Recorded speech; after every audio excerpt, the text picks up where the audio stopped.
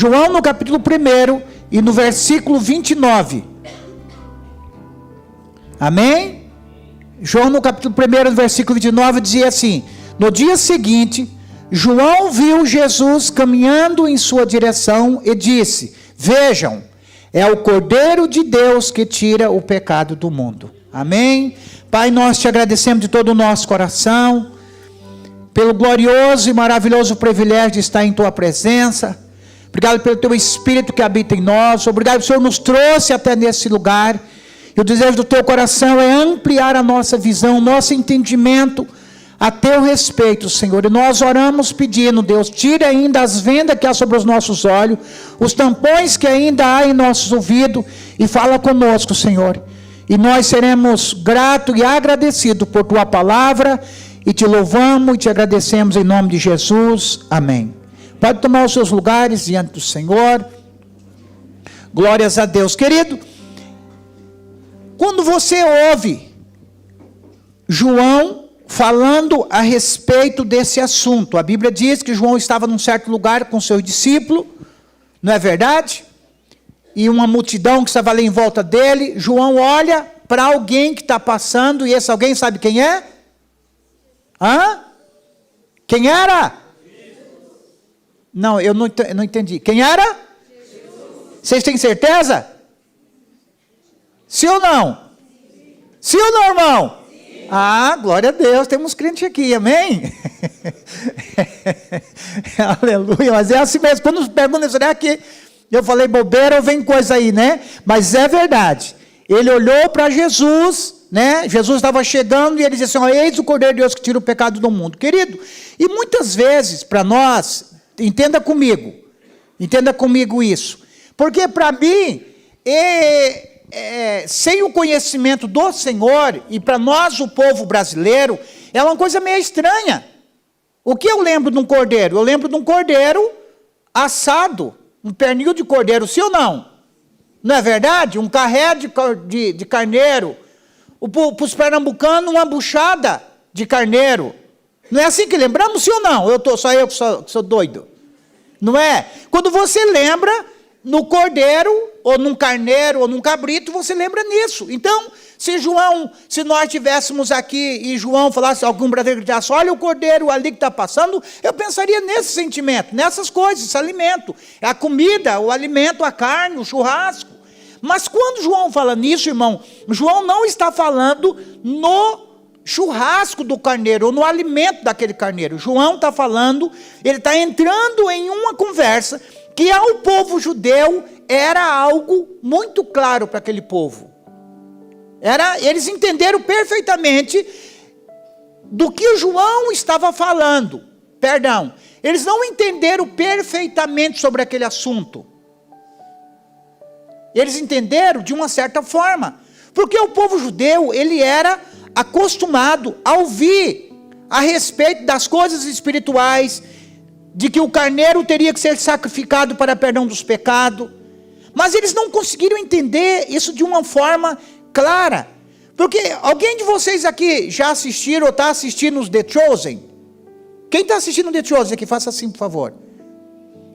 Tem vários irmãos que ainda não estão assistindo. Eu vou pedir para a Isabela, nossa secretária, mandar no grupo de transmissão da igreja o linkzinho do The Chosen. Você precisa ouvir essa série. Já virou Guinness, melhor série do mundo. Todos nós precisamos assistir esse The Chosen. Então, quando Jesus estava nos dias para ser traído, que ele começou ali nascer a falar que ele ia ser traído, eu vou te dar um spoilerzinho aqui, só para você aprender, porque você não assistiu ainda, já devia ter assistido, né?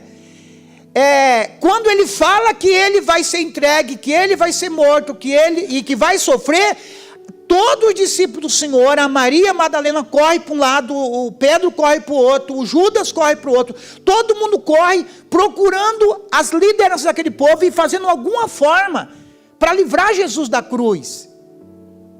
Você está entendendo? Porque nem os discípulos de Jesus, eles entenderam que a cruz era o propósito necessário e que não existia outro caminho a não ser a cruz. O próprio Jesus orou, diz: Pai, se for do teu agrado, se houver na eternidade um caminho que ainda eu não conhecia, se não for a cruz, afasta de mim esse cálice.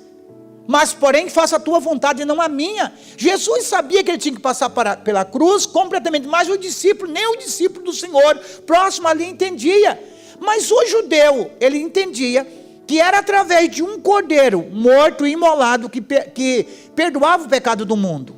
Voltamos um pouquinho do contexto dessa história. João Batista, ele foi levantado por Deus após 400 anos de silêncio.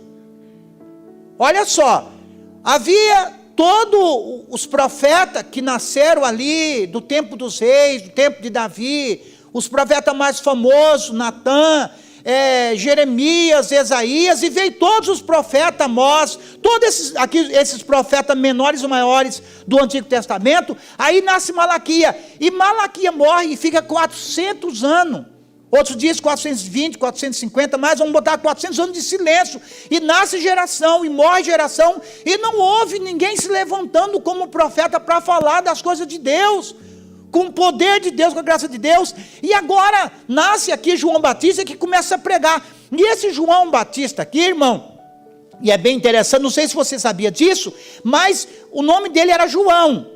E nós chamamos ele de Batista, por quê? Porque ele batizava nas águas. Não era o nome dele, era João Batista. O nome dele era João. E era Batista porque ele batizava nas águas. Por isso que existe uma denominação no Brasil e no mundo chamado Igreja Batista. Porque a igreja que começou a tradição de novo batizar as pessoas nas águas. Então era João, e era chamado como João Batista porque ele batizava nas águas. E ele estava junto com o seu discípulo, e a Bíblia diz que ele veio antes de Jesus. Você vê a história toda dele, a mãe dele é engravida 6 meses antes de Maria engravidar de Jesus, e toda essa história.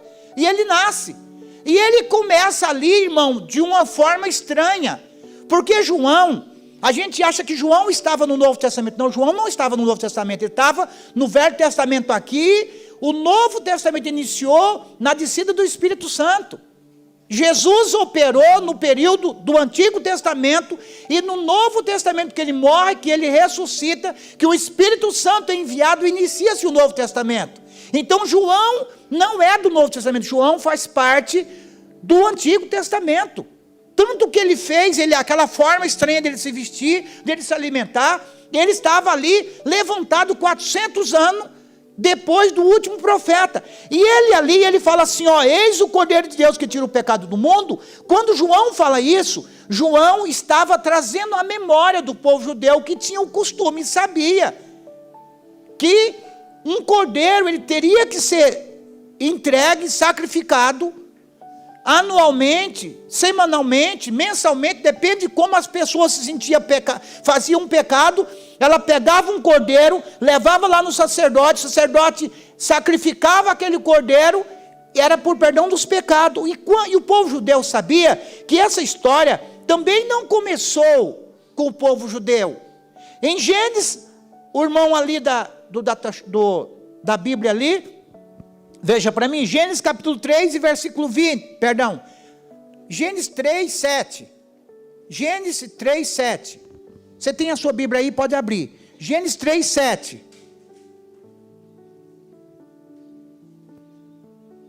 diz assim, ó, naquele momento, seus olhos se abriram, e eles perceberam que estavam nus, por isso costuraram folha de figueira, umas com as outras, para se cobrirem. Então vamos voltar no tempo aqui.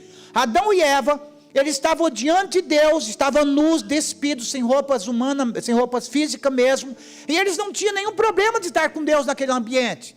E a Bíblia diz que um dia Deus veio para falar com Adão e com Eva, e de repente eles se esconderam, e Deus diz, Adão, onde você está?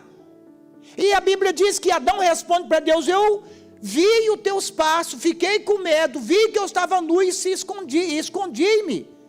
E Deus começa ali uma linguagem com eles. E a Bíblia diz que eles pegaram, irmão, folha de figueira, lá uma planta, cozeram roupa para se tapar, porque eles se sentiram nu. Eles fizeram uma forma, eles arrumaram uma forma para cobrir a nudez deles. Porque quando uma das partes das tradições da Bíblia diz que quando Adão e Eva eles pecam, eles perdem o Cristo que havia dentro deles. Eles se sentiram nus por causa disso. Então eles ficaram com vergonha e com medo de Deus. Eles ficaram ali indefesos. E eles vestem roupas de figueira, irmão. E isso na linguagem do dia de hoje são as formas humanas, a religião, querendo tapar o pecado do homem, esconder o pecado do homem, ou perdoar o pecado do homem. Você sabe, irmão, aquela conversa que as pessoas dizem assim, fulano de tal, antes de morrer, vai ter que sofrer muito para pagar pelos seus pecados. Não é assim? Já ouviu isso? Alguém está lá na cama, morre, não morre, vai, não vai, não. Ele deve ter pecado aí oculto, e é pelos pecados dele, irmão, ou está sofrendo, é bom para ele, ele está pagando um pecado grande. Irmão, isso não existe. Não existe sofrimento humano que possa perdoar o pecado humano. Isso é a religião que fala. Lembra daquela história que se você for muito mal, você vai morrer, você vai nascer de novo e vai reencarnar numa barata, num cachorro, vai se encarnar num bicho lá, vai se encarnar numa pessoa que vai apanhar, que vai sofrer para perdoar o pecado. Religião, irmão. Não existe isso diante de Deus. E a Bíblia diz aqui, irmão, em Gênesis 3:20, veja o que Deus faz para o ser humano. No livro do Gênesis 3:20. Gênesis 3:20. Nos 3:7, a Bíblia diz que eles tiraram folha e se cobriram. Mas nos 3:20, a Bíblia diz assim que Adão deu à sua mulher o nome de Eva, pois ela seria a mãe de toda a humanidade. No 21, e o Senhor Deus fez roupa de peles de animais para Adão e sua mulher. E os estudiosos da Bíblia dizem que esse animal que foi morto para cobrir Adão e Eva, ali foi um cordeiro. E ali Deus estava dizendo que para Adão e para Eva, e ensinando para toda a humanidade, que o que perdoa pecado não é a religião. E o homem não pode vestir uma roupa de figueira e estar vestido diante de Deus. É necessário a morte de um cordeiro. Iniciou-se ali no livro do Gênesis, irmão. E ali o tempo foi passando até que Deus ele se manifesta e mostra para o povo de Israel o tabernáculo. Mostra para o povo de Israel como que deveria ser feito. Irmão, e no livro do Gênesis ali, já era um tempo de claridade. Já era um tempo, irmão, já conhecido por nós, porque Deus começa a falar conosco no livro do Gênesis, trazendo para nós a memória dos acontecimentos. Mas no livro de Efésios, hoje nós vamos ler vários versículos bíblicos. Efésios capítulo 1. Vamos ver se a moça da Bíblia está treinada. Efésios capítulo 1, lá no Novo Testamento. Efésios 1, diz assim, eu, Paulo, apóstolo de Jesus Cristo, pela vontade de Deus, escrevo esta carta ao povo santo em Éfeso, seguidores fiéis de Cristo Jesus. 2. Que Deus nosso Pai e o nosso Senhor Jesus Cristo lhe dê graças e paz. Todo louvor seja a Deus, o Pai de nosso Senhor Jesus Cristo, que nos abençoou em Cristo com todas as bênçãos espirituais nos domínios celestiais.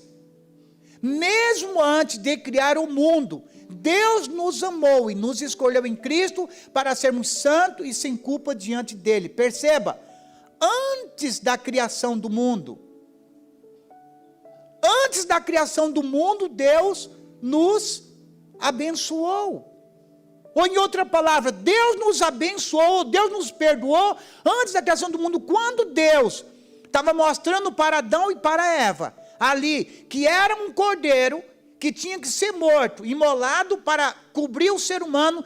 Aí Efésios diz que antes da fundação do mundo, irmão, escute, eu não estou falando para teólogo, eu também não sou esses grande teólogo, mas eu sou teólogo, sabia? Eu sou formado em psicologia. É chamado de teólogo, né? Perdão. Teologia. Hã? Mas estou fazendo pós-graduação em neurociência. Glória a Deus.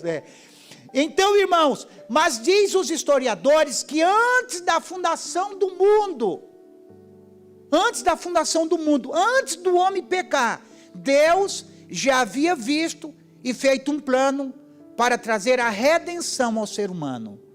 E isso é o quê? Muito amor.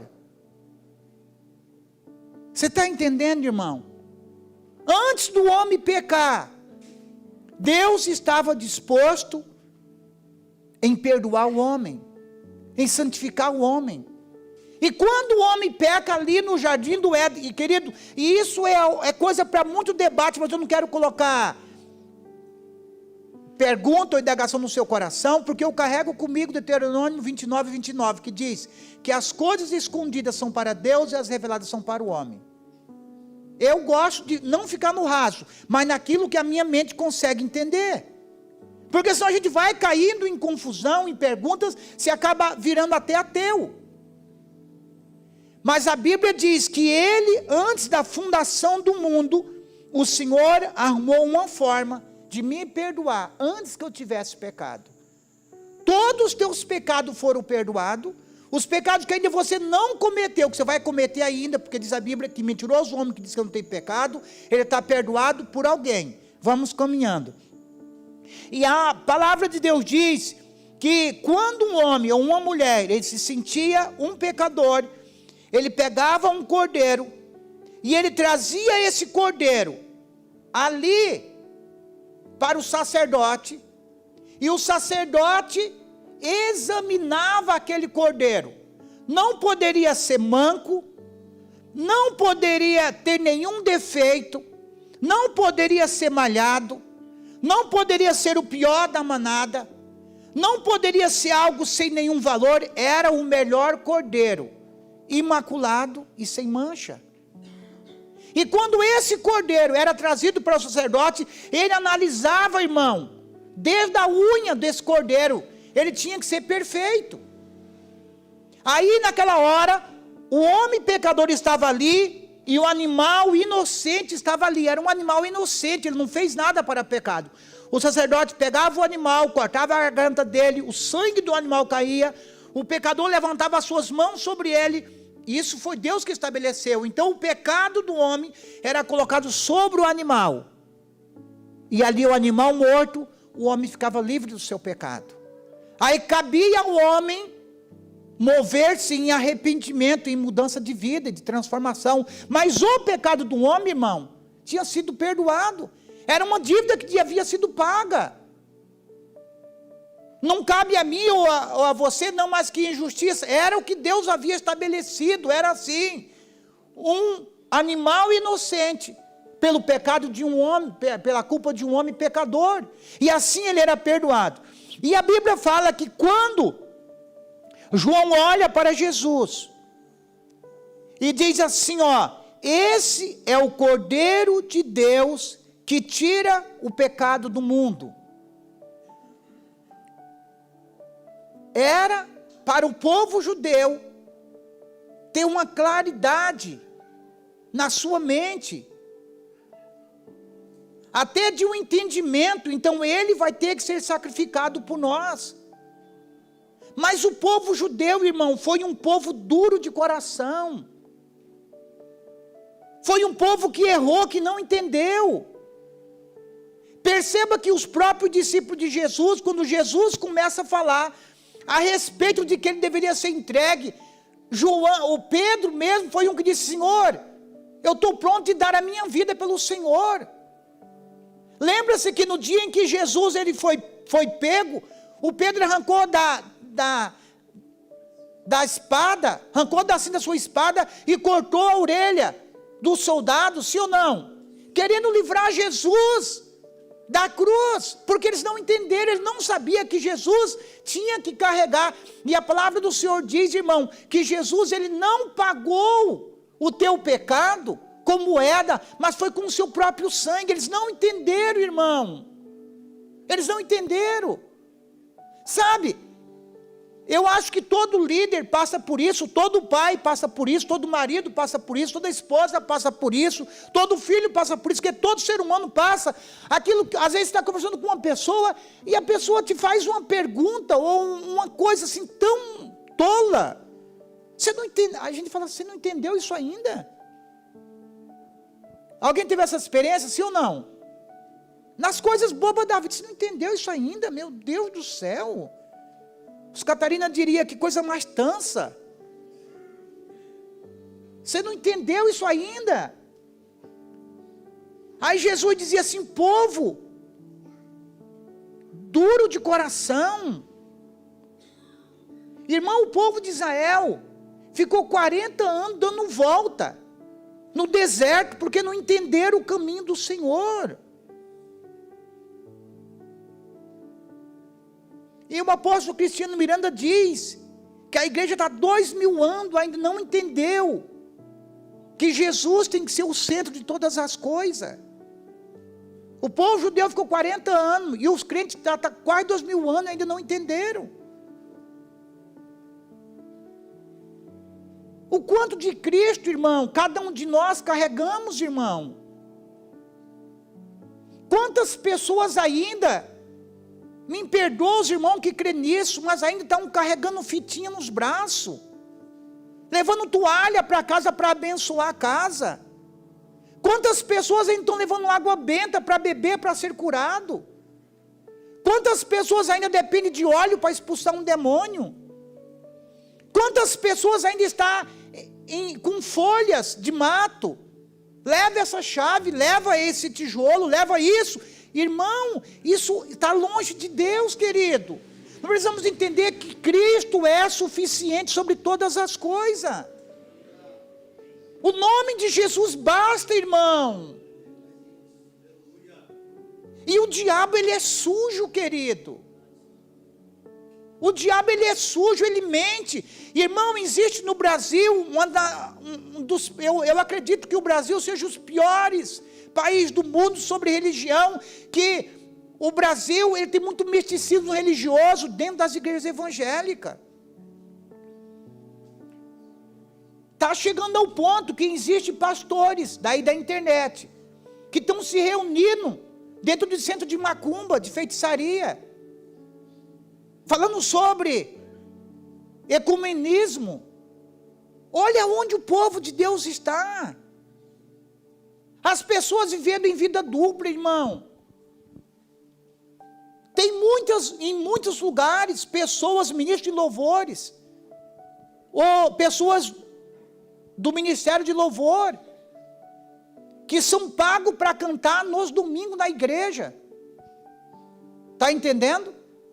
Mas essa pessoa que são pagas para cantar e domingo na igreja, recebe o seu cachê, domingo na igreja, ou no final do mês, essa mesma pessoa está no sábado, na quarta-feira, tocando nos botecos, ou cantando no carnaval.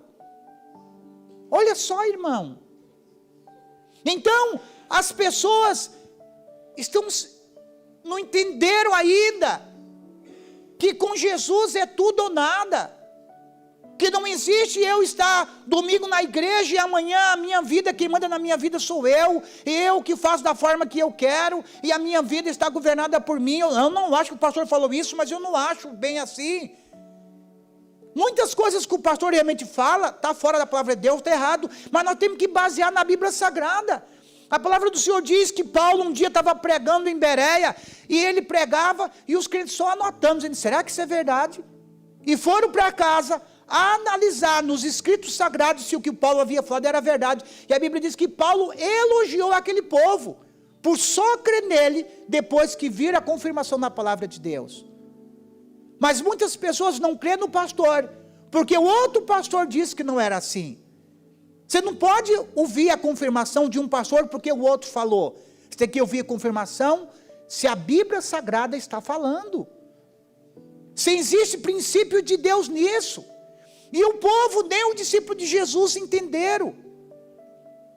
Então Jesus teve que morrer, irmão. E quando Jesus, eles estavam ali, na cruz do Calvário. E quando a Bíblia mostra que os discípulos não tiveram como, nem situação, o próprio Pedro, quando diz: Senhor, se for preciso eu vou dar a minha vida, Senhor, se for preciso eu vou meter a espada, vamos comprar mais espada, vamos fazer uma guerra aqui, para o Senhor não morrer na cruz do Calvário. Jesus disse: afasta-te de mim, ou para trás de mim, Satanás. Eu acho interessante essa frase, sabe por quê? Porque o discípulo quer dar uma direção para Jesus. Vamos guerrear para que o Senhor não seja morto. Eu vou dar guerrear, vamos junto, para frente. Jesus diz: para trás de mim, Satanás, você não vai guiar o meu futuro. Você não vai guiar o meu propósito, porque o meu propósito é a cruz. E lembra-se que eu falei a semana passada, e quando Judas vem com traição, com falsidade, dá um beijo em Jesus, Jesus diz assim: amigo, com um beijo tu trai o filho do homem.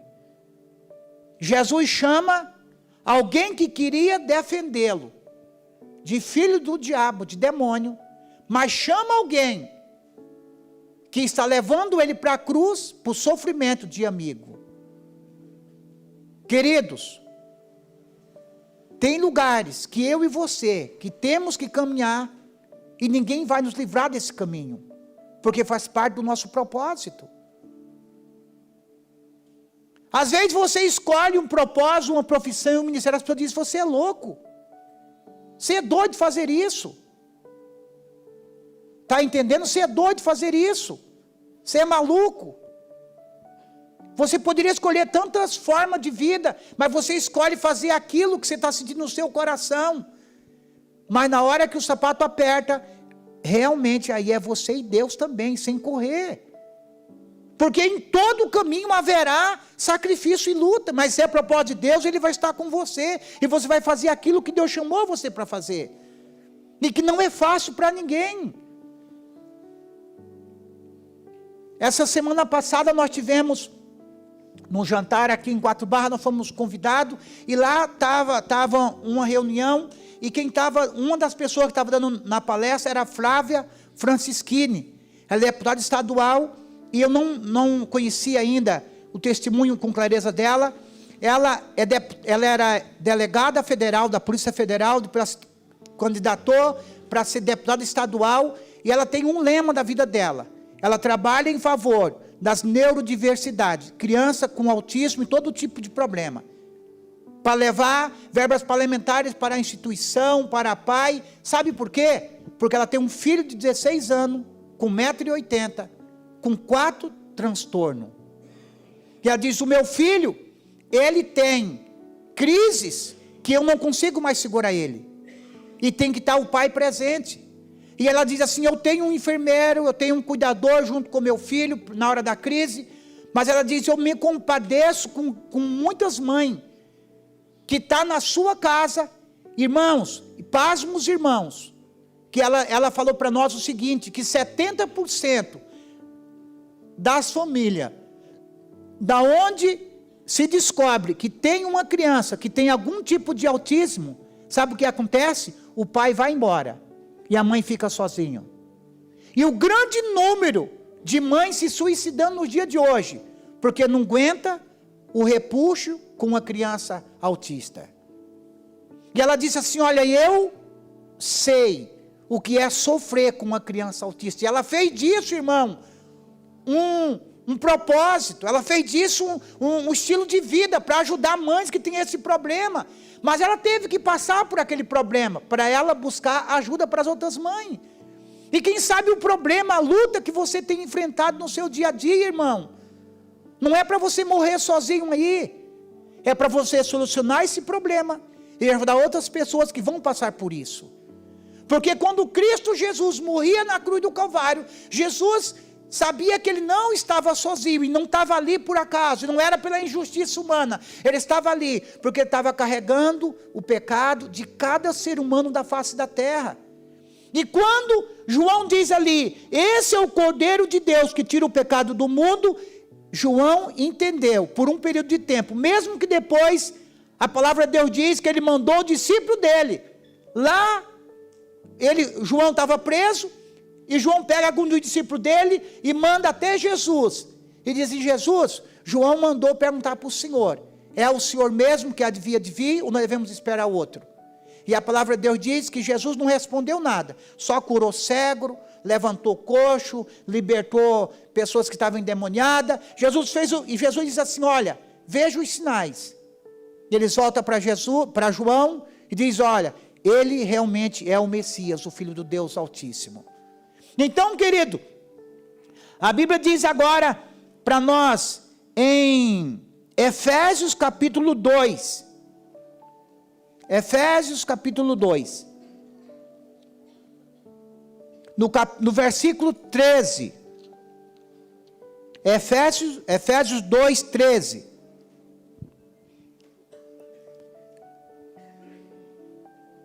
Por favor, acha na King James, por favor, tá bom?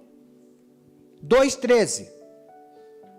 Diz assim: mas agora, em Cristo Jesus, vós que antes estava longe, chegasse perto pelo sangue de Cristo, porque Ele é a nossa paz, o qual de ambos fez um, e derrubou o muro de separação entre nós, abolindo na sua carne a inimizade, isto é, a lei dos mandamentos, que consistia em ordenança, para fazer em si mesmo de dois um novo homem, fazendo assim a paz, e reconciliar ambos com Deus, em um corpo pela cruz, matando com ela a inimizade. E vindo ele, pregou a paz a vós que estavam longe, e a qual que estavam perto, porque por ambos temos acesso, em um mesmo Espírito ao Pai. Assim que já não sois estrangeiro nem forasteiro, mas concidadão dos santos e da família de Deus, e sois edificados sobre a fundação dos apóstolos e dos profetas, de Jesus Cristo, que Jesus Cristo é a principal pedra da esquina, na qual todo o edifício bem ajustado cresce para tempo, para a glória do Senhor, no qual também vós juntamente sois edificados para a habitação de Deus através do Espírito. Você entenda que eu e você só temos perdão de pecado, só eu e você temos acesso diante de Deus por causa de um sacrifício, e esse foi o sacrifício de Cristo Jesus, que é o Cordeiro de Deus que tirou o pecado do mundo. Então não existe, irmão, condição humana, não existe, desde a fundação do mundo até no final de todas as coisas, outro caminho a não ser Cristo Jesus. Jesus mesmo diz assim: ó, eu sou o caminho, sou a verdade e sou a vida, e ninguém vem ao Pai a não ser por mim. Ele é a única esperança. Não existe bondade humana que pudesse atrair a misericórdia e a bondade de Deus. É tudo por causa de Jesus, irmão. É tudo por causa de Jesus. Nós temos uma mente ainda. Nós temos uma mente ainda muito fraca, que ainda nós julgamos o outro pela bondade da pessoa, falando: ah, é tão bonzinho, não merecia passar por isso. Ah, ele merece receber isso porque ele é bom. Irmão, Romanos diz que não existe um bom sequer. Não existia um bom sequer. Todo ser humano transgrediram e saíram diante de Deus. Isaías, o profeta, diz o seguinte assim, ó: que os nossos pecados fizeram uma barreira entre nós e Deus. Mas a palavra do Senhor diz que Cristo Jesus, Ele derrubou a barreira que nos separava. Amém? Cristo Jesus, Ele derrubou a barreira que nos separava, e hoje eu e você podemos entrar diante do Senhor, pelo sangue que foi derramado. Então você não entra diante de Deus porque você é bom, irmão. Você não entra diante de Deus porque você jejuou, embora um jejum seja um exercício na vida do crente. As pessoas dizem: ah, pastor, ora por mim porque você jejuou, porque você orou. Ah, o irmão que vem orar de madrugada, então ora por mim, porque Deus vai responder a tua oração. Irmão, a nossa oração é respondida não é diante do meu jejum, da minha oração. Eu faço isso de gratidão a Deus e a minha prática cristã, mas a minha oração é respondida, porque ela é feita através de Cristo Jesus, nosso Senhor. Ele, irmão, e para nós terminarmos nessa noite, em 1 Pedro, capítulo 1, 1 Pedro, ali no finalzinho da Bíblia, 1 Pedro, capítulo 1, no versículo 1, no capítulo 1 e versículo 18, diz assim: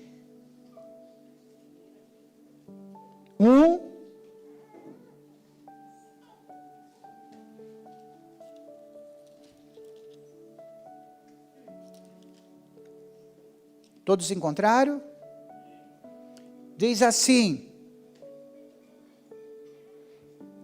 1,18: Porquanto vós sabeis que não foste redimido com coisas corruptíveis, como prata ou ouro de vossa vã maneira de viver, a qual recebeste de vossos pais, mas com o precioso sangue de Cristo, como de um cordeiro sem mácula e sem mancha, o qual foi verdadeiramente predestinado antes da fundação do mundo, porém manifestado nesses últimos tempos por vós.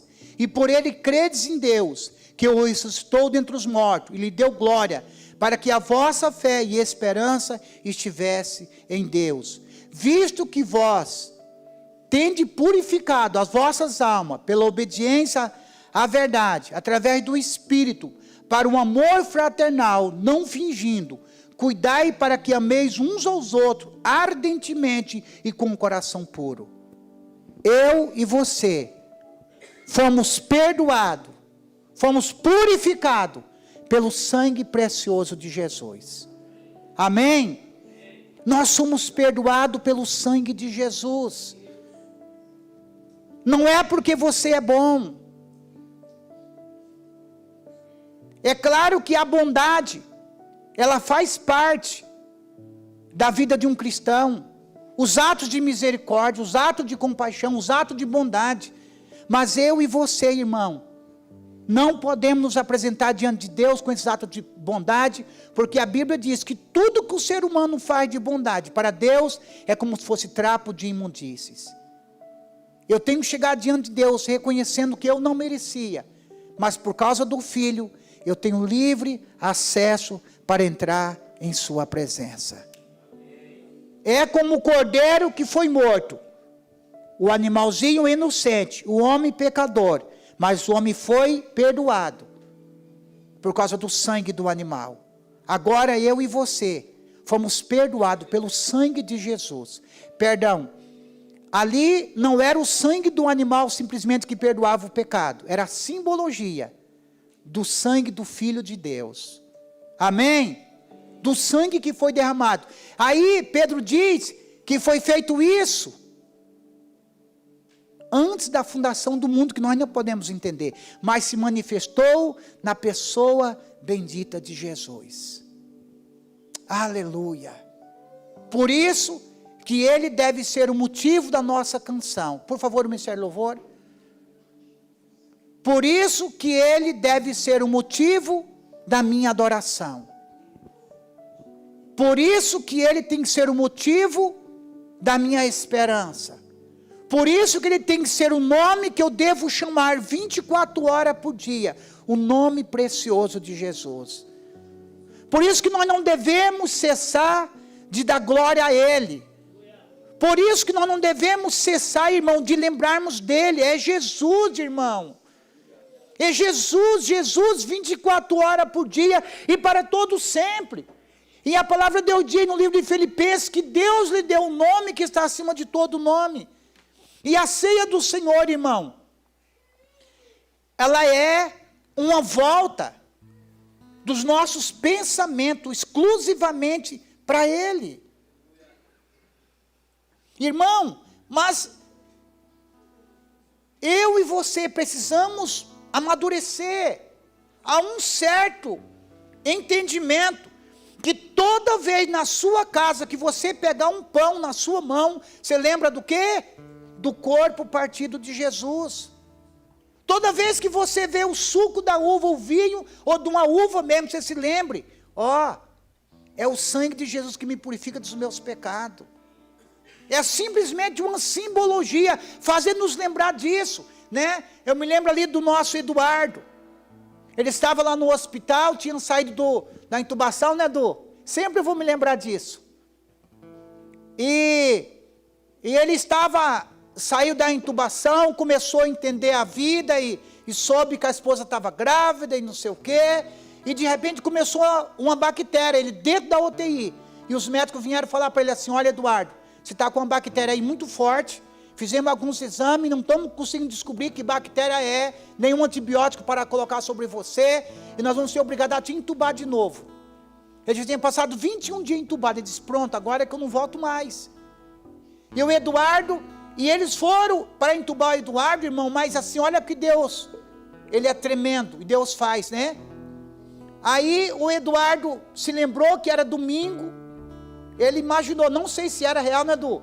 Mas era o primeiro domingo do mês, acho que ele chegou a perguntar para as enfermeiras, disse: era um domingo, ele disse: então a igreja está celebrando a ceia.